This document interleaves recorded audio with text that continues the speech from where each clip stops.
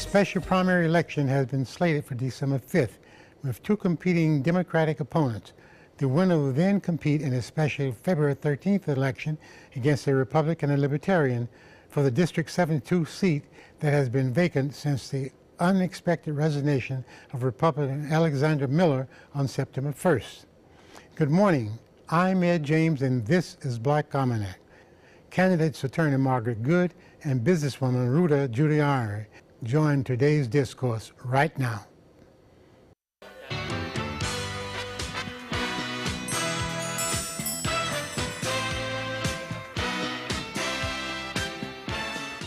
Well, as promised, we have our two Democratic candidates for House District 72. You ladies have a primary, and then the winner will, December 5th is the primary, right? That's right. A month from this day. Yes, that's right. And then the winner will go to face a Libertarian and a Republican. Yes, that's right. Well, best of luck to both of you. Thank you. Thank you. Why don't you share with us, and we spoke before we started, who would be first, with our viewers, who you are. Sure. My name is Ruta Giuliani, and I'm running for House of Representatives District 72. I'm running for the people. I am going to be fighting for the voice of being the people in Tallahassee, going with the health care reform that we need health care for everyone, and it should be accessible to everyone with a universal single payer, a $15 minimum wage for people, as well as environmental causes and making sure that we protect our lands and our property. And again, I will be fighting for the voice of every individual person. And Ms. Good? Well, my name is Margaret Good, and I am running for the Florida House of Representatives, and I'm running because I believe Sarasota needs a choice. When I was a little girl, my mom would ask me what I wanted to be when I grew up, and I would tell her I either wanted to be President of the United States or I wanted to be a professional baseball player. I was big into t-ball at that point in my life. And then she would say to me that she felt like she only had two choices, that she could either be a nurse or a teacher. And she was a nurse, and she was an excellent nurse. But that conversation really made an impression on me. And I've spent my life trying to make sure that I have more choices and that other people have choices. And so for 20 years, we have had only two choices in Tallahassee. We've had the status quo, or we've been moving backwards. And it's time to change that. In Tallahassee, I have three guiding principles that I'm going to use when I think about what needs to happen. Is it good for our kids? Is it good for our families? Is it good for the environment? And is it good for the economy? And when I talk about the economy, I'm not talking about big business or special interest. I'm talking about putting money back into Sarasotans' pockets and making sure our quality of life is better. Well, since you both have lofty ideas of what you want our country, our state in this case, to be, and more specifically, District 72. Yes. You know, the Florida Constitution Commission is one of the 5 ways we can change our Constitution. But it only happens every 20 years. Right. What do you think of the Florida Constitution Commission and what it's doing this year? That's an interesting question. I am a lawyer, and I've been following what's been going on with the Constitutional Revision Commission. I think that what those men and women are doing is really important work. I want to make sure that our judiciary is protected and that the Constitution remains a solid part of Florida. For me, I do have some concerns with the Constitution and its changes every 20 years. The reason being is it can be swayed a lot by House politics, meaning if you have a Republican majority, a lot of the rulings are going to go with that Republican majority and what they want. And to undo it, once it's set in stone in the Constitution, either you need an amendment or you have to wait another 20 years to rewrite. So for me, I sort of take it cautiously because it really can be swayed by the party party and their interests, and I find that a little bit scary at times. So like I said, I'm not a super fan of the constitutional changes because, like I said, it depends a lot on what party is ruling. Although the voters do get to vote on the proposed revisions to the Constitution before they become effective. At the end of the day, the people will make a choice. That's right. Yes. Even though sometimes the commission seems to be way in left field. Let's talk about something that's been around for a while, and no one made a constitutional change, but it changed as the governors changed and the so-called governor's cabinet. The restoration of voter rights. How do you two stand on that? Well, I believe that once felons have done their time and their punishment is over, their sentences are served, they should, their voting rights and their rights should be restored.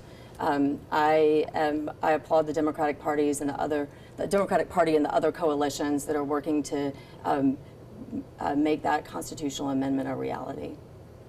I'm in favor of restoration of all rights, and I want to take it eventually one step further in that the problem is even with the restoration of those rights, many cases where those people have served their time, when they get out and they're trying to get employment, that record stays with them.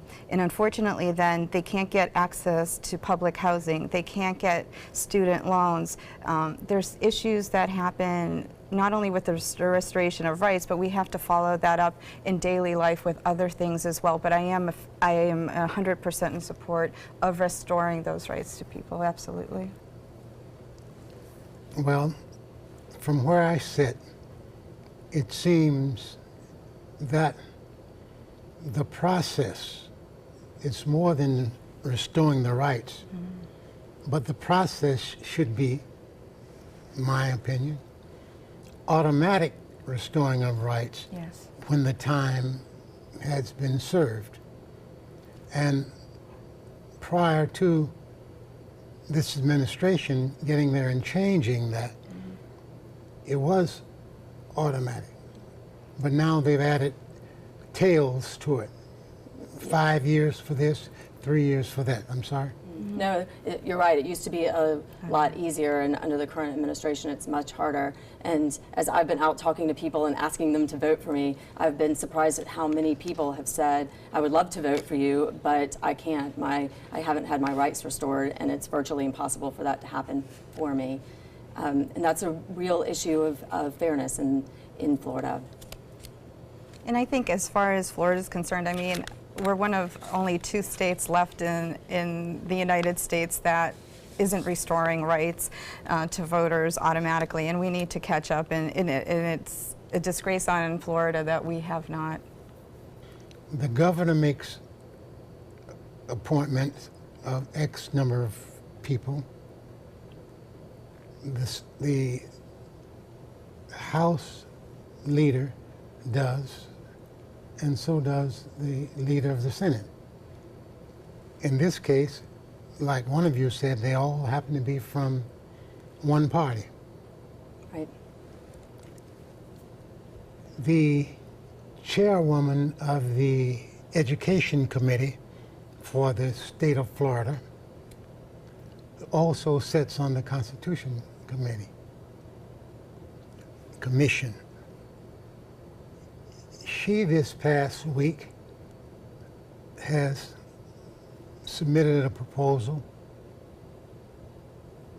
to change the way we fund schools in Florida, going from saying that we'll take money that's in the budget for schools and give it to private schools who deal with religion. Do you believe there should be an automatic separation of church and state, either of you? Oh, go ahead. I'm a big proponent of our public school system, and I believe that we need to strengthen our public school system and make sure that every child, no matter where they live, is able to get a quality education. And what's been happening in the state legislature with taking money, funneling money, our taxpaying dollars, to for-profit charter schools, through the voucher program to schools that do not have very much oversight, if any, from the legislature, that is not serving our children well. And I will work in Tallahassee to make sure that those things change. I'm a big believer in the separation of church and state. I don't think any public money should go to charter schools, in particular ones that are religious-based. We do have that separation in this country, and I think we need to support that. We also need to build off on our public school systems by taking that money for vouchers that are going into these charter schools that have no controls really, and they really don't have any rules for who they're hiring and who's teaching and educating our children. So that would be so much better spent putting it back into the public school systems and strengthening those. Medical marijuana, let's talk about that for a moment. First of all, are you in favor of it? Well, almost over 70% of our population in Florida voted in favor of medical marijuana. And I think that it is important to make sure that the people that need it get it. The way that the legislature has worked it this past session, it became a backroom deal, and it's been very hard to get the medical marijuana to the people that need it. Since the end of the legislative session, I think we need to work on that to make sure that it's appropriately regulated, but that people that need it are getting it. I'm in full support not only of legalizing medical marijuana, but full legalization of marijuana on many different levels. Relieving the jails that are in prisons that are overwhelmed with people for minor possession. It would eliminate so many dollars out of that system if we legalized it. We have states that have had it and implemented it, which proved income that could go into schools, public schools, that could go into other funds to help the economy of the people, and we could just legalize it, tax it. And again, I think it would alleviate where so many people are incarcerated, especially African Americans, for minor possession. And if you take those people out of the system and you get them out of the jails because now it's legalized, you would eliminate so many other socioeconomic issues that arise from, again, going back to and stemming from where they can't get jobs, where they can't get housing because they have a record. And this would eliminate that. And again, it would produce so many dollars that would be bountiful to the state of Florida. The citrus industry seems to be taking over the medical marijuana deal with the full support of the governor and the cabinet. Here in Sarasota, a lawsuit has been filed by one person who says, who is now being told that they will not qualify to be a vendor. And then there's a second lawsuit that's been filed by a black farmer who says that challenging the citrus industry's takeover with government approval, it appears, saying that there should be a set-aside for black farmers. What do you two say? Well, I am concerned about the corporatization of the medical marijuana industry. Right now, there's only a few, as you mentioned, a few licensees that are allowed to sell it, grow it, and distribute it in Florida. I can see some of the reasons behind that, because you want to make sure that you don't end up like Denver, Colorado, or other places where you have a pot shop on every corner. But I want to make sure that we don't leave small businesses behind. We don't leave small growers behind because we have this vertically integrated system where the corporations are taking it over. That's not right, and that's not how the medical marijuana industry, that's not the direction it should go in. The regulation of medical marijuana and putting it into large companies, it breeds corruption, and you're setting it up that it's going to be a controlled market. It's not healthy. It's not healthy for the environment. It's not healthy for the small farmer who wants to grow it. It doesn't benefit anyone except for the big people who are going to have deep pockets and interest in those big conglomerate now medical marijuana companies. If you legalize it and you make it available to everyone, it will level the playing field of everyone. If they want, go ahead, long as it's regulated by the state for, you know, the potency, for the quality, which it needs to be regulated because now it's not. Again, it would be taxed and it would open the market. It should be a fair market. It should not be closed to a few very wealthy people who are going to dictate which citrus grower areas are allocated to grow and which are not. It should be an open and it should be an open market.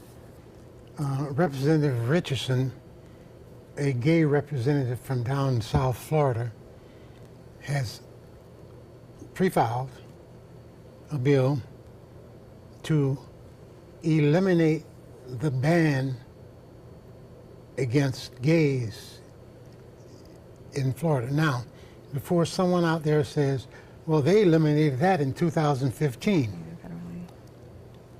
Yes, but it's still a part of the record. It's still there. You know, oftentimes our legislative bodies kind of do what they want. They are slow about getting things done or changing things that the people have said. Mm-hmm. And he has a representative, a Senator Farmer, who is filing a companion bill to wipe it from the record. Do you think we should every so often go back and recodify things or look at what's existing and say, this is still on the books, although it allegedly has been changed? I think that we need to review and take all those antiquated laws out.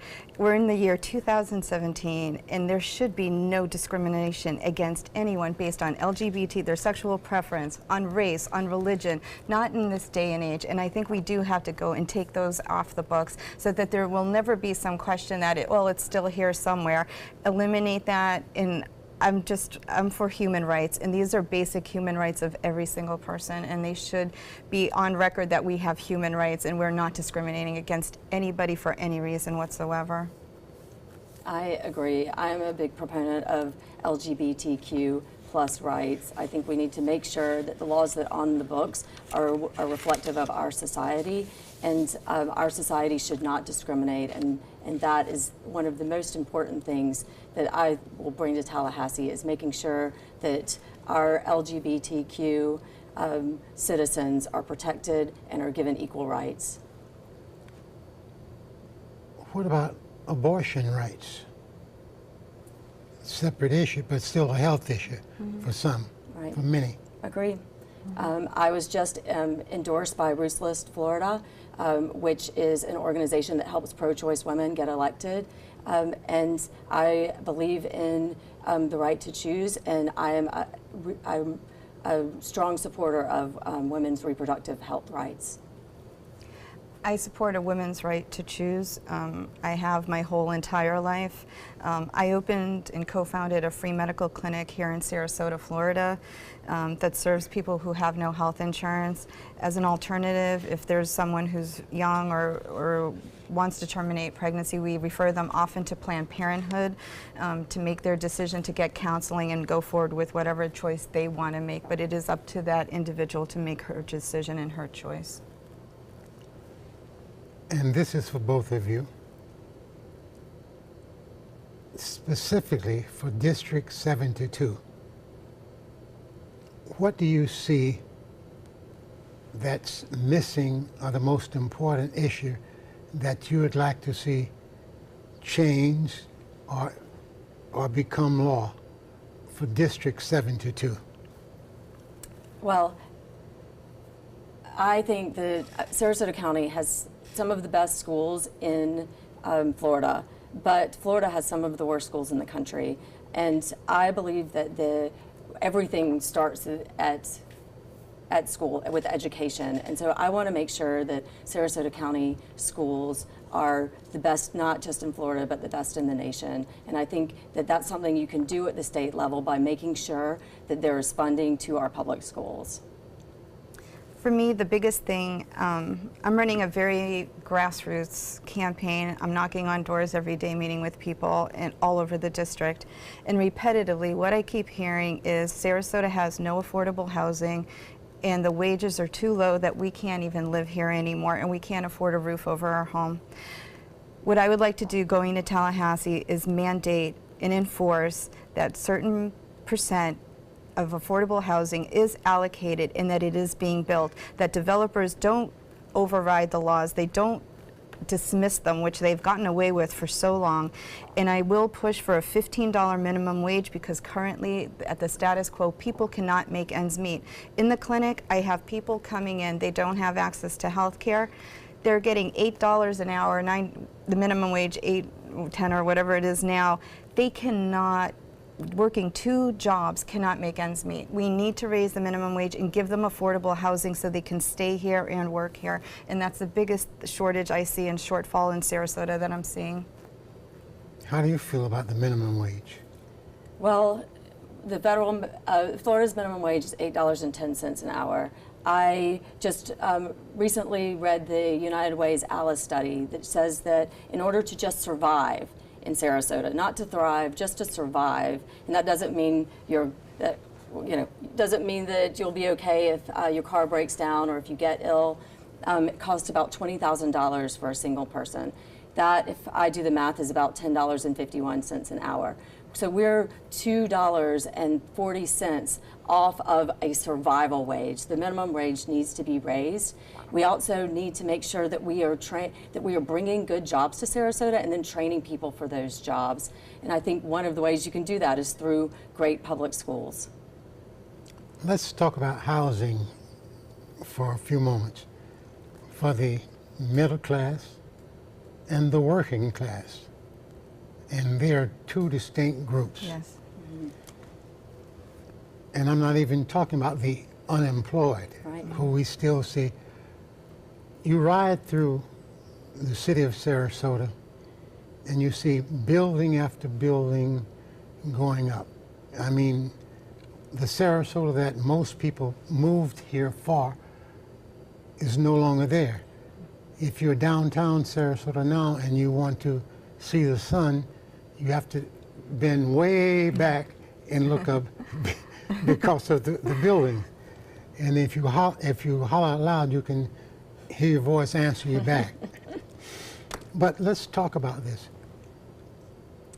Government, county and city, has had laws on the books that says these are the building regulations.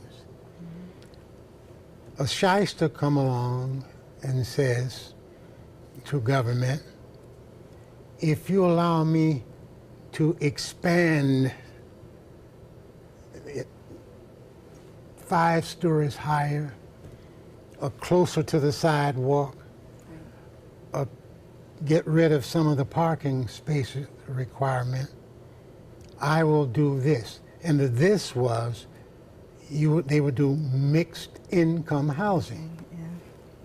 But what has happened to that? They get the deal, and then suddenly, and the city county has to approve the plans, they're changing the sizes of the plans, and there will be no housing for mixed use housing, mixed income housing. Yeah.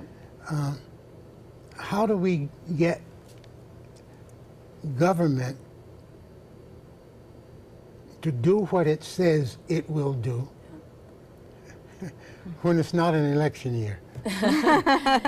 Well, so one of the reasons I'm running for office is just that. I was knocking on a door last night and a woman came to the door and I introduced myself and asked her to vote for me, and she said, I will vote for you, but Margaret, I am sinking. She said, I'm a OR tech, and I can't make ends meet. My house was damaged by Irma, and I make too much for FEMA, but I can't fix it because I don't have the money to fix my house. That's a real problem. And if you think about, there was an article in the newspaper that came out the other day that said that Sarasota hadn't built entry-level houses in over a decade. That's where are workers going to live? That's a real issue. And I think that you have to take a multi-level approach. The city, the county, and the state all have to be on board to make sure that we have affordable housing. Back before Rick Scott, there was an act in place so that there was state oversight of comprehensive plans. And the cities and the counties would give a comprehensive plan, and the state would help them to stay accountable to that. Those kinds of things help to make sure that our cities and our counties are built out the way that we want them to be built out with the housing that we need in Sarasota. I think there's been a huge public outcry in the last few months, especially that I've seen, where people are really fed up that there is no mixed income housing, that they can't afford to live here. For me, one of the reasons I'm running personally is to help build infrastructure in Sarasota that we can make it a livable place for our community. A community thrives when people can afford to stay here, that they don't have to worry about paying for rent that they can't afford, that they have to get 3-4 roommates in. We have to hold accountable our commissioners on a daily basis and ask them, why are you voting with big builders to build housing that's not representative of the community? We need to go to the state level, to people, hopefully when I'm in office, come to me and say, why aren't you making a push to make sure that this is done? The corruption has gotten away with this for so long, and we need to stop it, and we need to, as individuals, fight. We need to make a phone call. Call the commissioners, call your legislature, say, listen, we need this housing. And it's so important because we have people in youth leaving here. We have people stressed out that they can't afford either housing or food or insurance. It's a really big problem, and we need to look at it as a community. Well, I was hoping that before we close this program, that to give you a chance, each of you, to close. However, we've had such a lively discussion. The time is gone. Well, Dr. James, thank you so much for having me on. This was a real pleasure. Wonderful, really. And I'd like to thank both of you for coming, and as always, have a great day, Suncoast.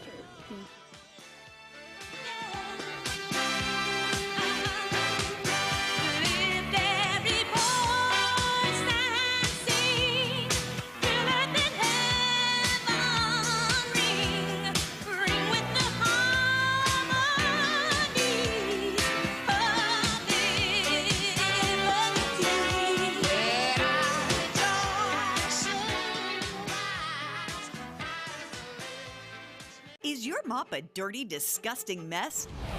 You need the Hurricane 360 Spin Mop System, the only mop and bucket that spins the dirt away. A system that cleans practically anything and everything with super absorbent microfiber. Dip it in the washer side and the mess releases into the bucket. Then place it in the dryer side and push on the pedal. You get a clean mop pad that's practically dry and ready for more. And your hands will never again touch a dirty, disgusting mop. The heads are washable and reusable. Get the Hurricane 360 Spin Mop System for just 2 payments of $19.99. You'll also get a Sticky Buddy, the reusable sticky roller that picks up pet hair and lint and washes clean in seconds. You can take advantage of our 2-for-1 Pick It Up special and get a second spin mop set. Just pay additional shipping and fee. And we'll upgrade you to free priority handling. So don't wait. Order now.